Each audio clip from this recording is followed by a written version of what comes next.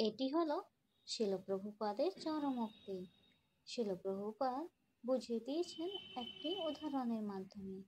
উনি বলেছেন, বিচারালয়ে দুই পক্ষেরই উকিল থাকে। তাদের বক্তব্য উপস্থাপনা করার জন্য বিভিন্ন আইনের বই থেকে উদ্ধৃতি দেন, কিন্তু মামলার রায় তো দেন বিচারক। উভয় পক্ষের উকিলরাই যখন তাদের বক্তব্য পেশ করেন, তখন উভয় উক্তিই যথার্থ, কিন্তু বিচারক রায় দেন সেই মামলার সেই সমস্ত যুক্তিতর্কের যথার্থতা অনুসারে। চৈতন্য মহাপ্রভু শাস্ত্র প্রমাণের ভিত্তিতেই তার রায় দিয়েছেন।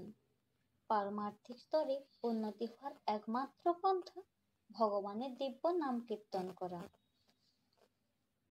শিল প্রভুপাদের কথায় আমরা তো ব্যক্তিগতভাবে দেখছি যে কিভাবে তা কার্যকরী হচ্ছে। আমাদের সংস্থার প্রতিটি ভক্তই সেই পন্থা ঐকান্তিকভাবে গ্রহণ করেছে। আপনি ব্যক্তিগতভাবেও বিচার করে দেখতে পারেন। এছাড়া যে কোনো নিরপেক্ষ বিচারকেই এটা অবশ্যই দেখতে পাবেন যে যে কোনো দার্শনিক, ধর্মবিদ, যোগী বা কর্মী প্রভৃতিদের থেকে পারমার্থিক পথে অনেক বেশি উন্নতি সাধন করেছে। সব দিক থেকে বিচার করলে আমরা অবশ্যই বুঝতে পারবো যে এই যুগে হরে কৃষ্ণ মহামন্ত্র কীর্তন নিঃসন্দেহে সব চাইতে বেশি ফলপ্রসূ হয়। রাধে রাধে, হরে কৃষ্ণ হরে কৃষ্ণ।